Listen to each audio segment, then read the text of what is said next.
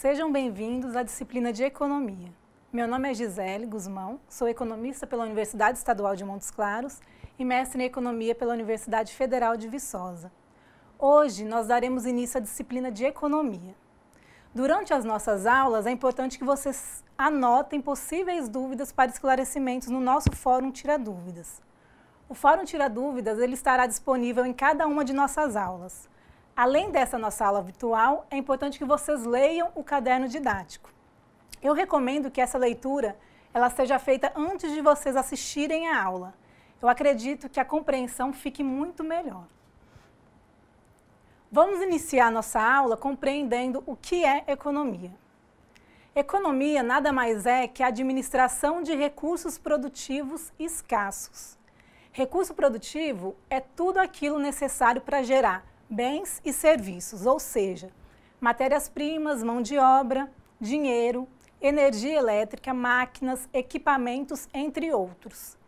Muitas vezes nós associamos a palavra fazer economia apenas relacionada à possibilidade de economizar dinheiro, moeda. Ao longo da nossa disciplina, vocês compreenderão que economia é mais do que isso. Economia não se trata apenas de economizar dinheiro, mas economizar, administrar, otimizar qualquer recurso produtivo que, por característica, é finito e ilimitado. Isso responde o porquê nós devemos administrar, economizar esses recursos. Porque temos, de um lado, uma sociedade consumidora com necessidades ilimitadas e, do outro lado, recursos produtivos que são limitados. Vocês já prestaram atenção o quanto nossos gostos e preferências de consumo mudam com o tempo? Nós, consumidores, estamos o tempo todo mudando nossas preferências, adquirindo coisas ou serviços. Pensem no seguinte, no início do ano você adquiriu uma peça de roupa e provavelmente não cessará o seu consumo por roupa e, mais importante que isso, por alimentação. Nossas necessidades, portanto, elas são limitadas. São ilimitadas. Mas quem vai atender essas nossas necessidades? O mercado. A partir do processo produtivo, ele unirá vários fatores produtivos para gerar o bem que necessitamos. A limitação dos recursos produtivos é o principal problema econômico. Temos aí o problema da escassez de recursos produtivos, que pode tender à finitude, caso não saibamos administrá-los de forma otimizadora e consciente.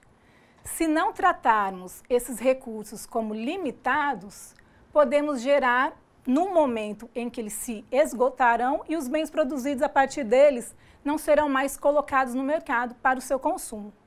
O papel da economia, portanto, é otimizar a utilização desses recursos, fazendo com que as nossas necessidades de consumo sejam sempre atendidas. Um economista ou um administrador, ele utiliza estratégias de economia a fim de atingir esse objetivo, satisfazer a necessidade de consumo da sociedade. Se não houvesse o problema da escassez, não haveria necessidade de administrar recursos e, portanto, não haveria motivo de se estudar a ciência econômica.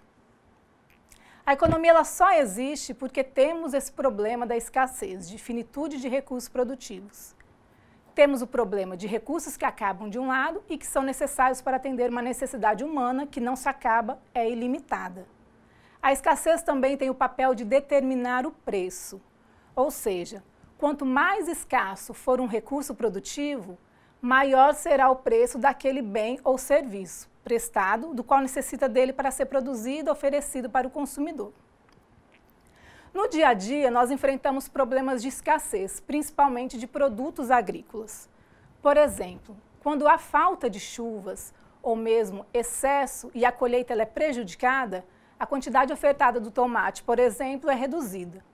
Logo, o preço será maior porque os consumidores disputam a compra pelo tomate e esses consumidores são em número maior do que a oferta de tomates. Assim, uma demanda de tomates maior que a oferta de tomates levará ao aumento dos preços. A mão de obra, por exemplo, também é um recurso produtivo, porque precisamos dela para gerar ou um bem ou um serviço. Alguns setores da economia, como a indústria, pode demandar uma qualificação específica de mão de obra.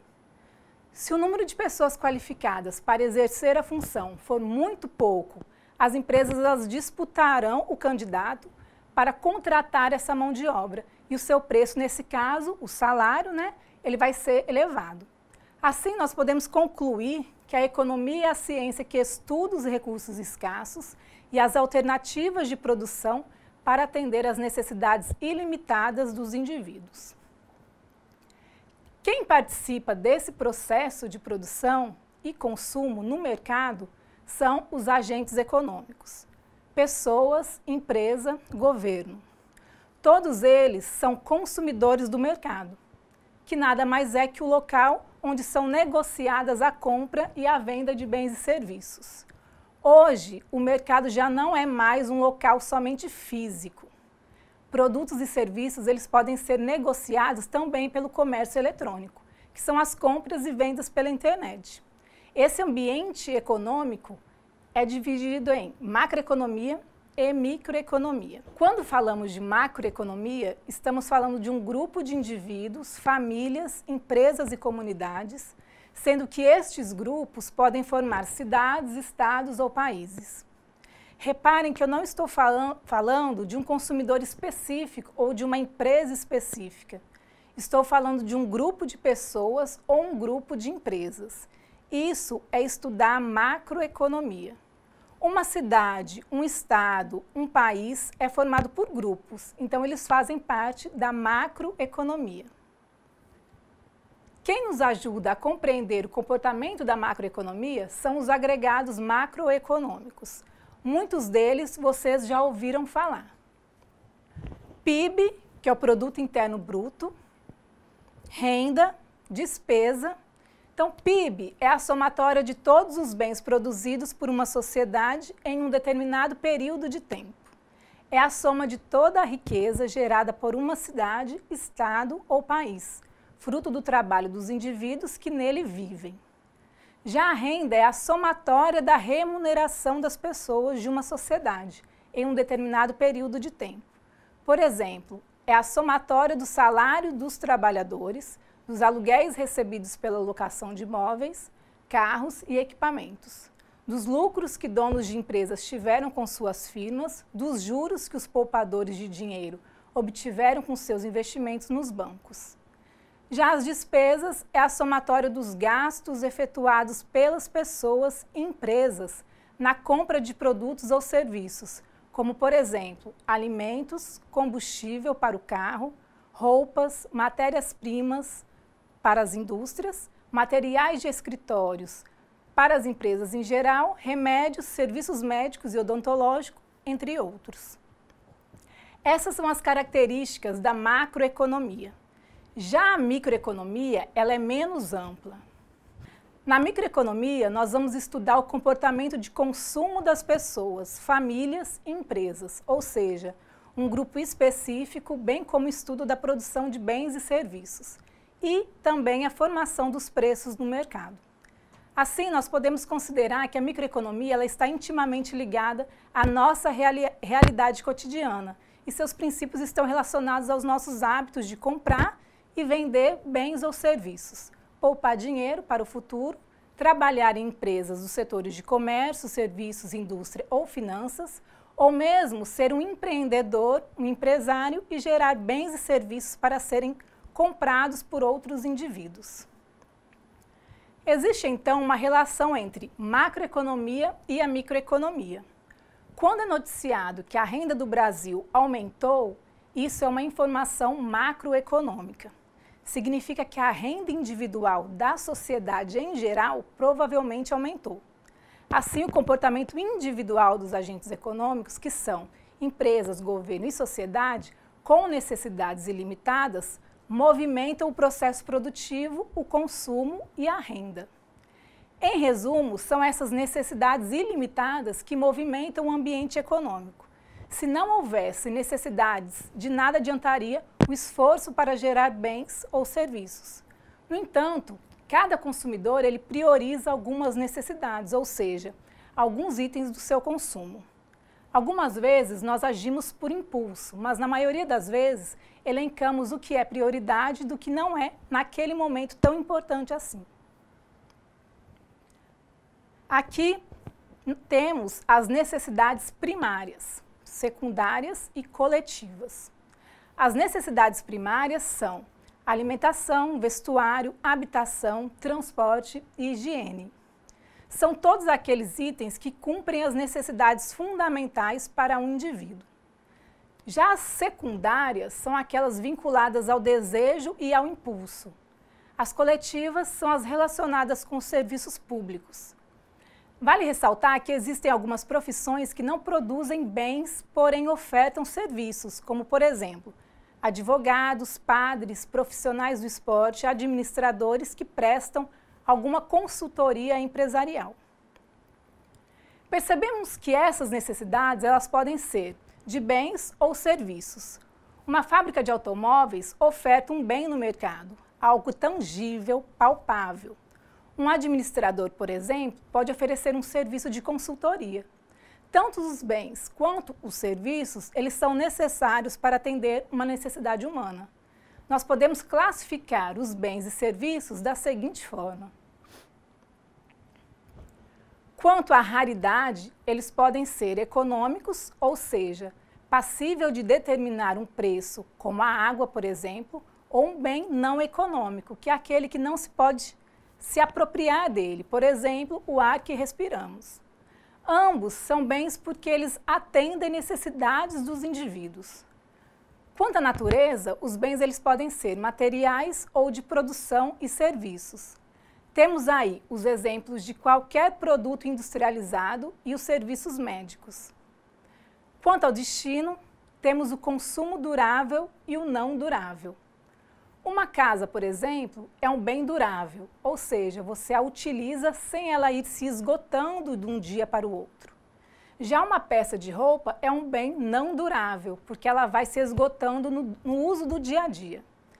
Temos, por fim, os bens de produção, que são as máquinas e equipamentos do processo produtivo. No processo produtivo, temos os fatores e setores de produção. Aqueles indivíduos que possuem algum ou vários desses setores são os responsáveis pelos investimentos. Então, o dono de uma máquina copiadora é o responsável por investir na promoção desse serviço. São responsáveis também por manter atualizados os seus serviços em termos tecnológicos e também responsáveis na geração de riqueza, ou seja, renda. Portanto, são todos aqueles interessados em abrir empresas, fabricar um bem e exportar um produto. O Brasil, por exemplo, é um investidor do setor agrícola. Investimentos nesse setor, nós temos aí fatores produtivos necessários para a produção de itens agrícolas. Temos terra, temos clima favorável para o cultivo, mão de obra especializada e também conhecimento. Nos processos de produção, são empregados alguns fatores como recursos naturais, pessoas, tecnologia e o próprio capital. Os sistemas econômicos, eles estabelecem uma interação e uma maneira racional de usá-los, porque, como já percebemos, os recursos eles são escassos, finitos. Como os recursos produtivos são escassos e por mais eficiente que seja o processo de produção, a produção ela é limitada para atender todas as nossas necessidades, que por sua vez são ilimitadas, isso significa que o uso descontrolado ou mesmo irresponsável de recursos naturais, a gestão equivocada de pessoal ou de tempo, podem acarretar em um desequilíbrio no sistema econômico.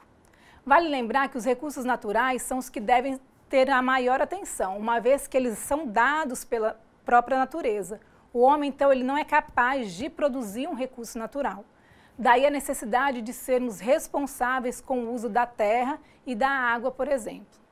Se esses recursos acabarem, nós não teremos como produzir tudo o que necessita deles. É por isso que o incentivo a pesquisas na área de tecnologia ela é importante, porque é através de mudanças tecnológicas que nós podemos otimizar o uso desses recursos, aumentar a produtividade deles, isto é, produzir mais, explorando menos recursos.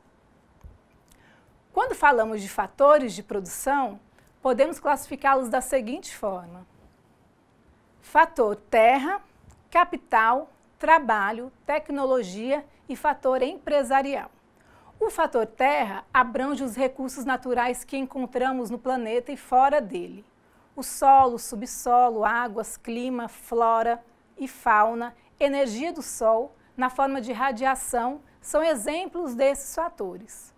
O tão falado desenvolvimento sustentável, por exemplo, ele diz respeito ao uso racional e responsável desses recursos, uma vez que eles são a base de todo o processo produtivo. As reservas naturais estão na base de todos os processos de produção, sendo renováveis ou não renováveis. Por mais que existam vastas regiões de terras espalhadas pelo mundo, sabe-se que muitas delas não são produtivas. Portanto, o homem está em uma busca contínua de alternativas e ferramentas tecnológicas para explorar essas regiões e principalmente maximizar a utilização das propriedades já em produção. Então, pessoal, quando um país cresce com sustentabilidade, permite-se que as próximas gerações não sejam prejudicadas pela falta desses recursos. Algumas comunidades ribeirinhas, por exemplo, recebem auxílio governamental ou de ONGs, que são as organizações não governamentais, porque hoje não se extrai com tanta facilidade e quantidade recursos advindos da terra e da água, dada a exploração irresponsável de alguns agentes econômicos. Um segundo fator produtivo é o trabalho. Não é segredo para ninguém que o número de vagas de emprego é escasso. Logo, é objeto de interesse e estudo da economia. Mas se nós formos analisar essa escassez de oportunidades de trabalho, ela é necessária porque se todos nós tivéssemos um trabalho, como que ficariam as negociações de salário e trocas de pessoas? Dada a escassez, o mercado ele vai valorizar aquele candidato que possui maior capacitação e, portanto, ele será compensado pelo seu esforço muito mais que o outro candidato que não se capacitou. Dada a escassez da vaga e a disputa no mercado entre candidatos, ficará com a vaga aquele que se especializou. O nosso sistema econômico, e por definição, exige que exista obrigatoriamente pessoas desempregadas e pessoas no mercado de trabalho. Isso proporciona às empresas uma maior capacidade de negociar salários e cargos. Nesse esquema, temos a distribuição econômica das pessoas quanto à sua faixa etária. Dentro da população total, temos a porção não mobilizável economicamente e a porção economicamente mobilizável. O que seria isso? Não mobilizável são aquelas pessoas de 0 a 15 anos chamadas pré-produtivas e aquelas acima de 60 anos chamadas pós-produtivas e que não podem exercer nenhuma atividade laboral, não podem trabalhar. A porção mobilizável são aquelas entre 15 e 60 anos aptas para atividade laboral.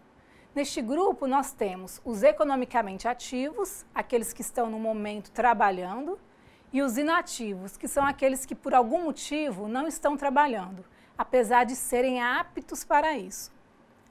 A necessidade do Estado controlar a natalidade, as doenças, as aposentadorias, não é por questões políticas, mas para manter um nível adequado de indivíduos vivos e trabalhando e assim conservar o sistema em que vivemos em funcionamento. Nosso próximo fator produtivo é o fator capital, que muitas vezes a gente entende apenas como dinheiro.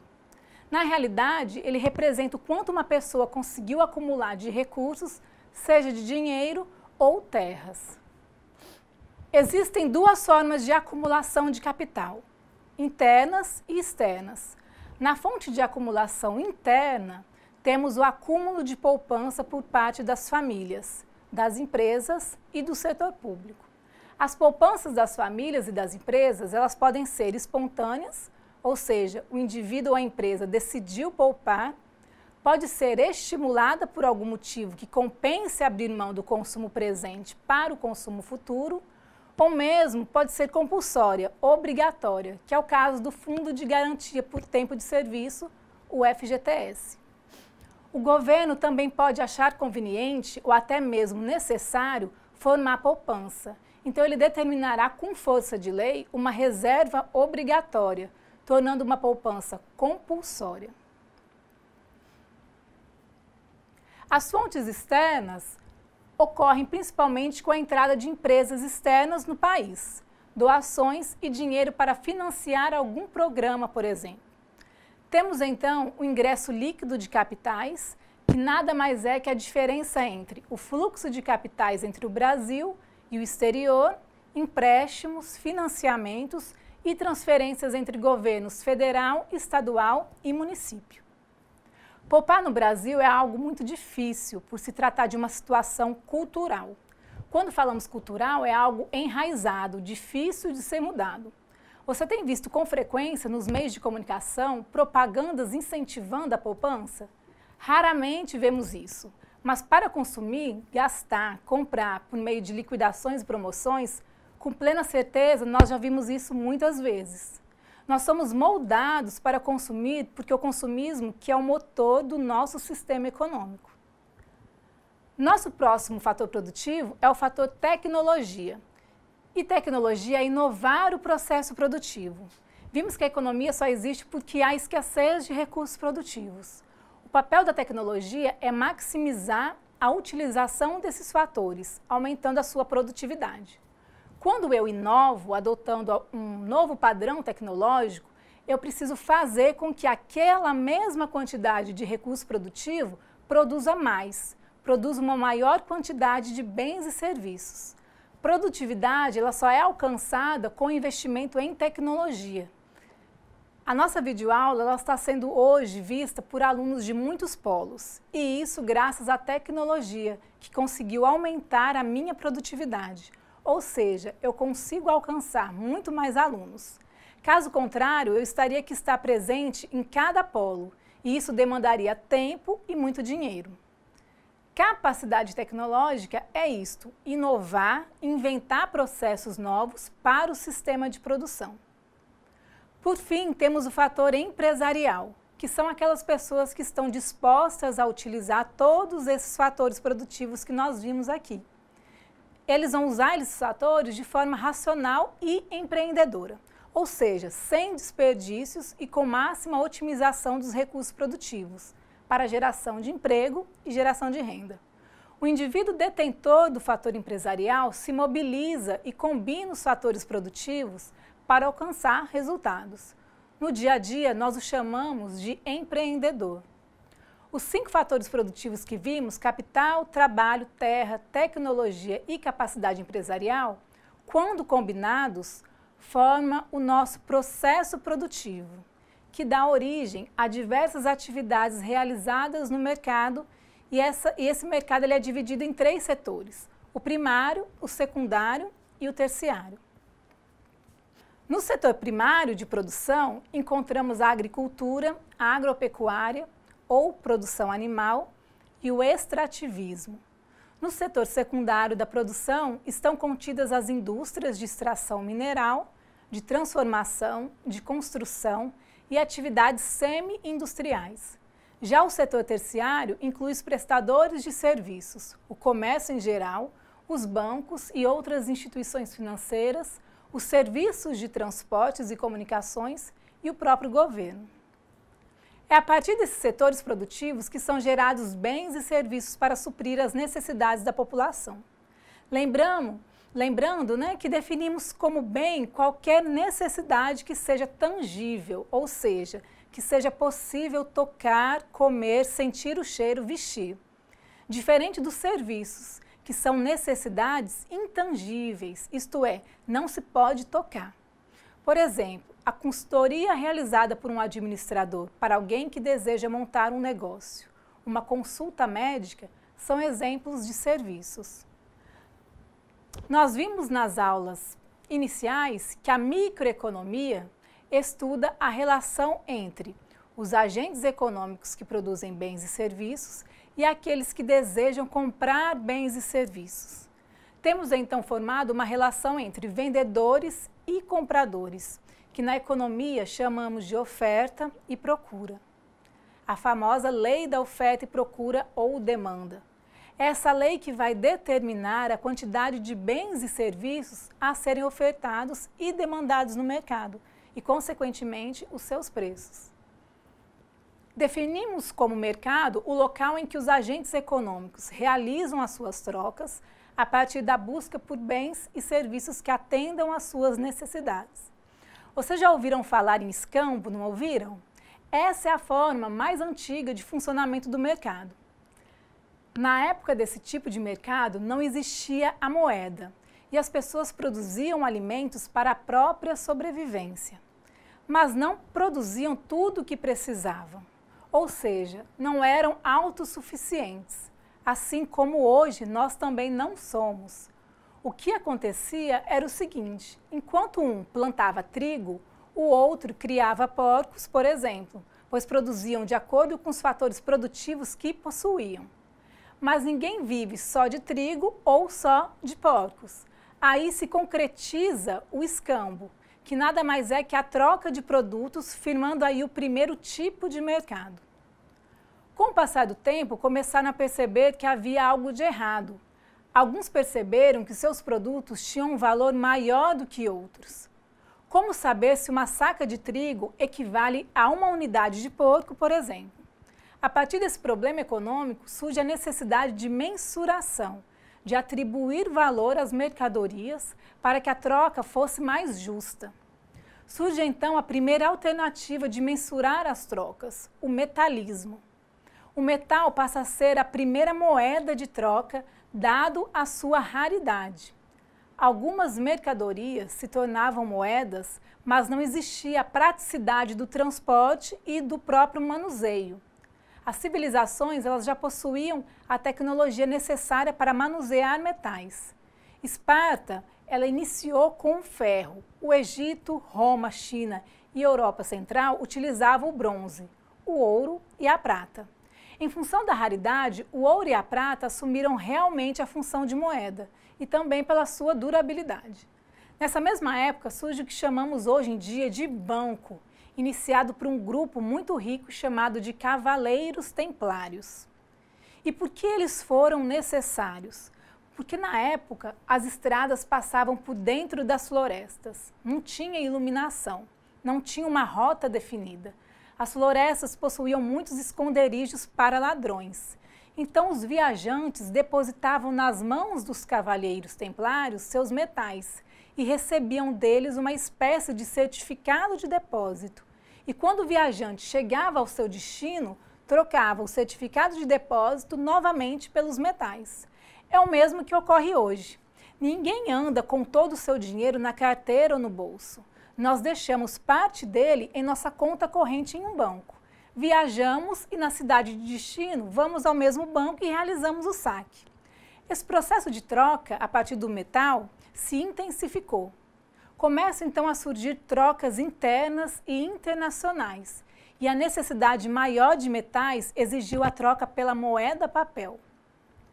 Surgiram então as letras de câmbio, os certificados de depósitos de moedas metálicas, como formas alternativas de pagamentos.